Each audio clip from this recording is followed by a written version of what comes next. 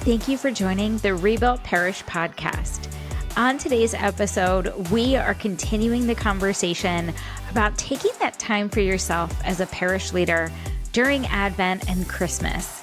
And wow, I can't wait for you to hear from Father Greg, the pastor at St. John the Apostle in East Stroudsburg, Pennsylvania. Father Greg authentically shares all about the rhythms of the year, taking time for rest, what happens when we don't take time for rest, and how our merciful and loving Father takes great care of us when we do. We'll see you inside the episode. Father Greg, welcome back to the Rebuilt podcast. We're so happy that you're here. I'm so happy to be here, Melissa. Thank you for having me back.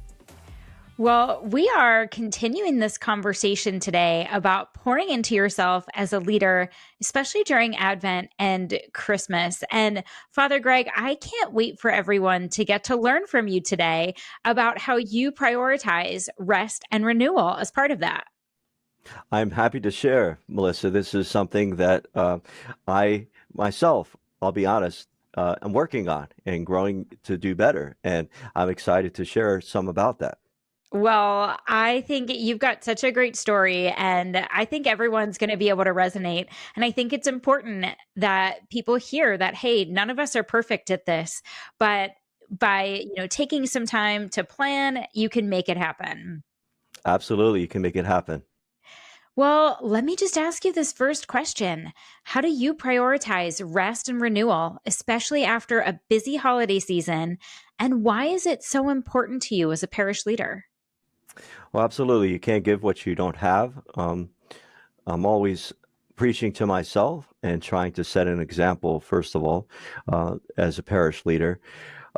We all need humanly, spiritually, emotionally, mentally time to recharge, to be renewed. So certainly Christmas for pastors and for parish leaders is always one of the biggest times of the year, if not the biggest time, where afterwards that reality of exhaustion sets in and you need to take time for yourself. So I would say the main things that would be priority is slowing down in that week or so after Christmas at the very least. Have time with family, have time with your friends, do things that you love, pray, exercise. Again, you can't give what you don't have, and that recharging and renewing will only help you in that time than in the new year when you're coming back to start again. Right. Well, Father Greg, what are some of those practical strategies that you found have been most effective from truly disconnecting from work and ministry responsibilities during your week off? Yeah, sure. So maintaining your prayer life, but it's not just your prayer life that you have day by day, but it's also maybe looking forward to a retreat. So for many, many years, I have done my retreat in the wintertime. In the past, I've actually done it right after Christmas, but in more recent times, I do it in January or February. But it's a kind of thing I look forward to very much, especially immediately after the holidays. And so that's always been a priority for me in that time, in those months. So in the week immediately after Christmas, as I said, slowing down, having prayer, exercise. Let's be honest. I think even the best of us lose our routines of exercise and eating well during the holidays. So that's just a very practical thing that you invest time to get back to the gym or whatever you do to take care of yourself bodily and physically and getting away. So I'll be honest with this. At times I've not been so good about it, tending to just be committed as the only priest in the parish that I'm in. I have to stay around and deal with everything at the parish. It's funny. I have to tell Melissa the story that I share with you. So as soon as I heard that I was going to talk about this topic about getting away the week after Christmas, I plan a vacation. I love it. and and I've not always had this, but my niece, her birthday is 2 days after Christmas. She's going to be 6 years old this year, so I'm planning to take uh, some of my family and meet my brother and his two children. Uh, and they live in Mississippi, so it's a long journey. We're going to meet halfway and celebrate my niece's birthday and have some family time. And along the way, I hope to travel and see some other family as well.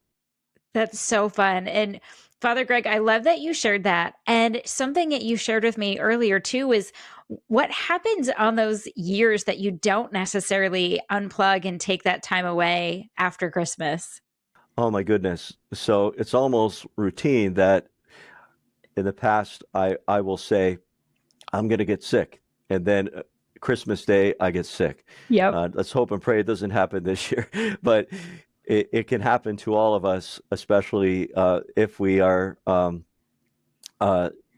just running on fumes. Um, and we can't completely control certain things. Getting sick in the past for uh, uh, a few times after Christmas just forced me to slow down. Absolutely, I Right. was crashed. But having this as part of your monthly and yearly planning, having the time immediately after Christmas can just be something to look forward to. So maybe we always in parish ministry are kind of revving up and amping up for certain big times, and this could be something very much that could keep us having a vacation plan, that is, keep us our head up high, going through this very busy season. Right. And I think if I were you, I think I would rather have that time planned, get to have that fun time with my family than being stuck home sick. So I think it's incredible that you got to be proactive about this and started planning some of those breaks. Well, here's the question that I think everybody wants to know.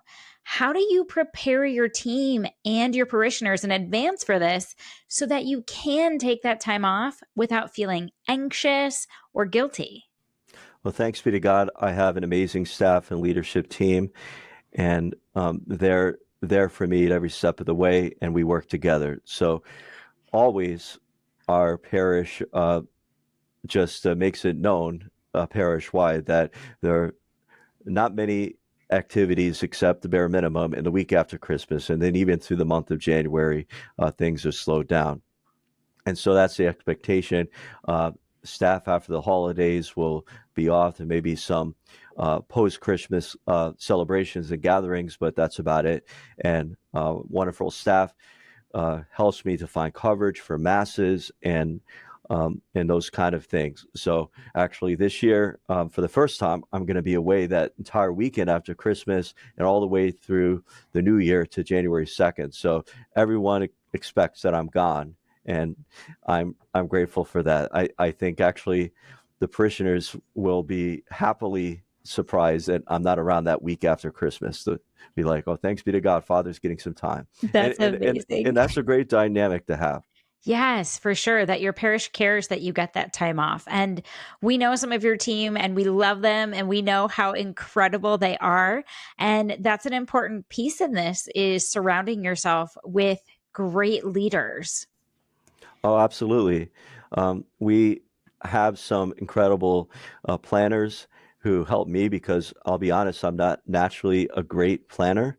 And that includes even for my own personal retreats and my vacations yearly, but they kind of galvanize me and insist about that. And then we plan with each other. So I'm very grateful for that.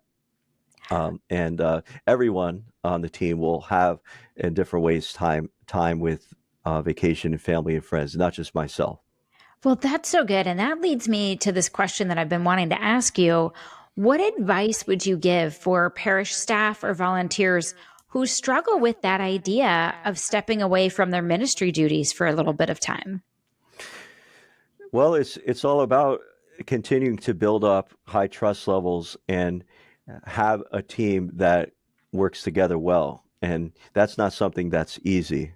That's something that is hard earned, but it's absolutely worth it.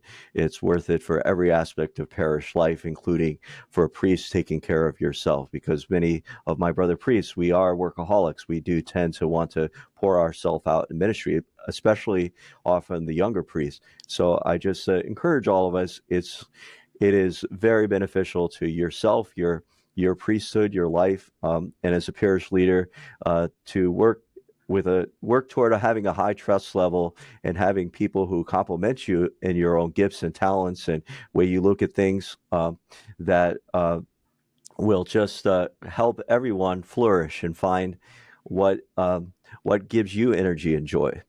That's so good. Now, you mentioned that things might be a little slower in January on purpose. How do you manage that transition back into ministry in January and set a peaceful and sustainable pace for the new year? Well, sure. As a partner with Rebuild Parish, we preach in series, and so usually the New Year series is something upbeat, making resolutions. It's something that's refreshing and renewing, and encouraging to our parishioners. Really light on the asks and the big events and planning things like that. And during the month of January, I take time to do one-on-ones with staff, and my my kind of style as a pastor is to be very encouraging. These are not simply evaluative meetings, but they're times to invest in my relationship with each and every one of the staff members. So I'm not the greatest coach, so I don't do this on a regular basis. In fact, I don't. Uh, it's not something I naturally want to do all the time, uh, to do one-on-ones, but I make a big priority in the month of January to do that, to build up relationship with the staff leaders, that we get to have conversations about how everything's going. So relationship building, so that's something I make as a priority in the month of January, and ultimately that's an investment. And I talked about before too, my annual retreat is always in January or February. Depends on the schedule each year. Something that um, I completely tune off. 8 days of silence. I'm away. Everything's covered. So that's been in my life as a priest for 17 years, and it's absolutely essential for me to come back refreshed and renewed before the season of Lent begins. Then, whatever that is in the calendar each year. So this year it's going to be in February. I'll be on retreat, but it's something by the end of January, I'm like absolutely craving. I'm ready. I'm revving up to go on this retreat. That's incredible. What a healthy rhythm, too. So you take that time off right after Christmas, you come back, you really focus on those relationships with your team. Then you take that time to recharge during your retreat. So that way, coming into Lent, which is just such a beautiful season, that you're refreshed and ready to go. What a great example to set for your parish leaders in your parish and parish leaders everywhere. Yeah, and each parish leader may be slightly different. Many priests like to go on retreat in the summer or the fall. It's really up to your own rhythm of life and where you find energy. That this has just worked for me, and uh, in our parish, really the culmination of the year is really revving up, starting in Lent to Easter, and then the celebration of the sacraments in the spring. That's our rhythm here. I think that's similar to a lot of parishes, but the retreat has been so important in this kind of winter mid-year time frame. For sure. Well, you've talked about planning out these retreats for yourself, taking this time. What are some other key ways to avoid burnout and maintain some healthy rhythms throughout the year, especially after the intensity of the Christmas season? Yeah, in general, practice what you teach, practice what you preach. I'm often preaching to myself, and that's where some of my best messages come from. And that's the same for every parish leader. Everything that we're doing in building up discipleship, in reaching the unchurched, it comes from the depth of our own emotional and spiritual growth. And that's just emphasized over and over and over again all through the course of the year. So, often I find certain times of year, it's kind of God's providence that it just we need to hear this at this time. So, for example, this past November, we were preaching on a topic that was about polarization and division. We called the series Unrest, getting through this election season in 2024. We are changing gears completely now for Advent and Christmas, and we're doing a series called It's a Wonderful Life. That's a Love that. series that Church of the Nativity previously did, and it's all about the power of gratitude. And I'm going to be honestly taking this message into my own personal spiritual life all through the Christmas season, practicing actively gratitude. And So good. we've planned out the liturgical year already. The month of January, we're going to talk about uh, meeting meeting the moment in times of crisis. The series is called Unexpected, and how to respond when there are difficulties and problems in your life. You know, every problem, every moment in life has an opportunity, and so that's kind of something in the new year I'll look forward to. That's incredible. So, what I'm hearing is that these message series are ones that not only are going to inspire your parish, but yourself and the rest of your parish staff and ministers too. Yeah, absolutely. It's very holistic. And that's something I really love from this long-term planning. So, back to the week after Christmas, that time of being refreshed and renewal is 1 week of the year. There are 52 weeks of the year, and as a as a first-time pastor 9 years ago, I had no sense of the yearly schedule, let alone, weekly schedule, my own schedule, and how that affects everybody else. But if you develop over time, you can't, it takes some time, some years to develop this. A yearly calendar and schedule where you find the rhythms of the year, then that can make all the difference. To just look ahead and look back, look ahead. Like I said before, um, vacation retreats, these are investments for the future. It's like putting money in the bank. When Yes. you have that downtime at a certain time of the year, you look forward to whatever it is, it can only help you when the busy times come. Oh, that's so good. That's so good. Well, you've talked about how some of those practices you do during your time off includes making sure you're still making time for your personal prayer life, that you're getting back to the gym and moving your body. Are there any other rituals or practices that you do during your week off that can help set a positive tone for the year ahead? For myself, I'm kind of a homebody, and just slowing down, just Yes. slowing down. So dealing with meetings, with crises, with emails, with phone calls, with diocesan meetings, with you name it.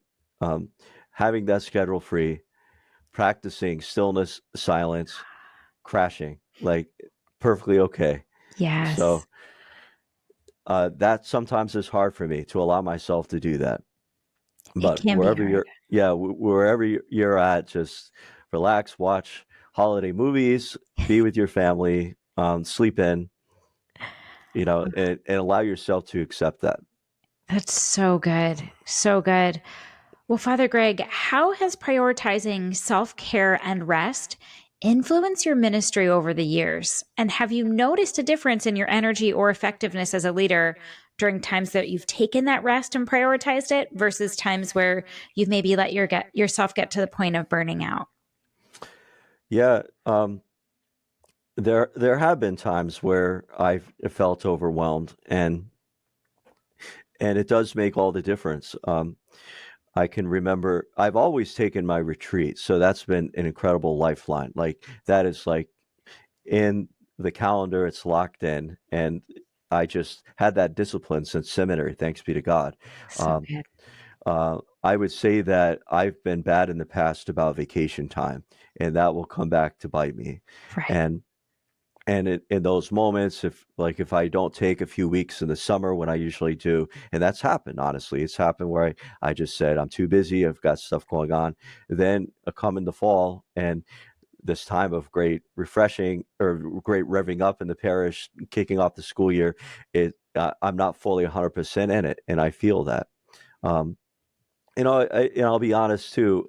There are moments in life where it does catch up with you, and one of them is this past year. So I share with Melissa that my mother passed away this past year, and I am very, very much looking forward to these family things after Christmas, to be with my father and be with my brothers, my nieces, because I did miss some vacation time this past summer. And yet, because I have these other routines all through the course of the year, and with the collaboration of the parish staff and the life of the parish, I'm not burning out now. Maybe 10 years ago I would have, to Right. be honest. Like, I wasn't mature enough at that time. But I I'm blessed to have so much love and encouragement and some discipline that I've established in maturity, that I'm not burning out now, having dealt with the crisis of my mother passing this past summer. So, Well, Father Greg, I think what you're talking about is such a great example for everyone, that we have to take that time. And if we don't take that time, yes. God's going to choose that time for us. And it's Yep. not necessarily going to be the way we want it to Yep. be.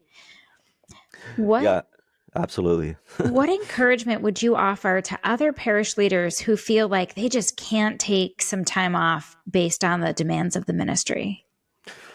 um, Find someone who can be completely honest with you, who can assess you, and just please listen to them. Please be open to listening to their advice or their encouragement of you. It could be a family member, a loved one. I would hope that there is someone in your parish staff who you can be vulnerable with to a certain extent, to be able um, to accept whatever they may have to say, even if it's tough love. You need to get away. And I say that to the pastors too. I say that to the assistant pastors and other staff members. Um, I think it's not it's not oversharing to be vulnerable at times and to allow other people to speak to you into those areas, because we our energy levels affect each other so much. Right. And so, that's something that I'm aware of in my parish staff and our leaders. Our staff, just like any other family uh, in the world, they have various seasons of mourning and Mhm. difficulty and hardship, and I make myself aware of those things at the very least to encourage and support the staff, and I've allowed them permission to support me. So I think proper boundaries are important, very Right. important, but also on the other hand, a proper sense of vulnerability and mutual support. Yes, that's so wise. Having someone who will hold you accountable and Yep. will be able to tell you, Father Greg, I know you haven't taken a vacation. Yep. It's time. It's time. Let's get it on the calendar. You need to have that person. That's so good. Yeah. Another thing, and this is again for priests, but I think more and more lay leaders in the church um, need this advice. Find a spiritual counselor or a spiritual director. Um, Yes. the other lifeline that's involved in this conversation is the fact that that was a discipline I took up in seminary, and in 17 years as a priest, barely a month has gone by where I don't meet monthly with my spiritual director. Amazing. And that, in addition to the retreat, has been a lifeline for me. Oh, what a great piece of advice, especially for lay parish leaders who may Yep. not even know how they can gain access to that. That's incredible. Thank you. Yes.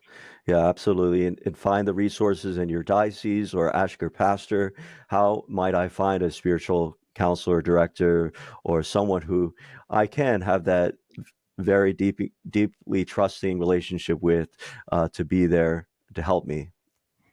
Amazing. Father Greg, any final thoughts on taking some time to rest and renew yourself? Um,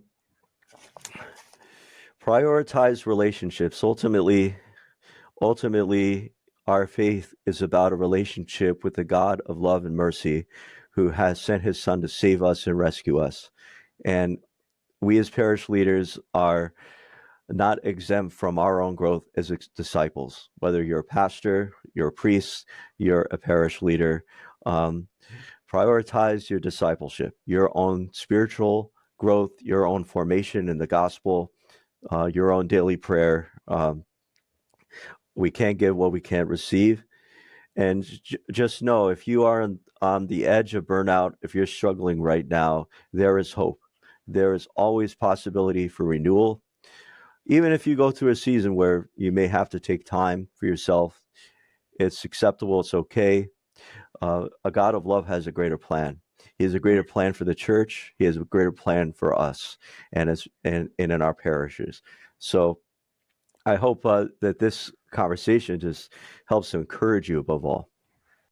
Oh, well, Father Greg, I think everyone here is just leaving this feeling fulfilled and poured into by the way that you shared so authentically. And thank you for sharing that it doesn't have to look perfect, that we're not always going to take the time when we need to, but that God will remind us, and He is a loving and merciful God that will pour back into us if we just open our hearts and allow that time for rest.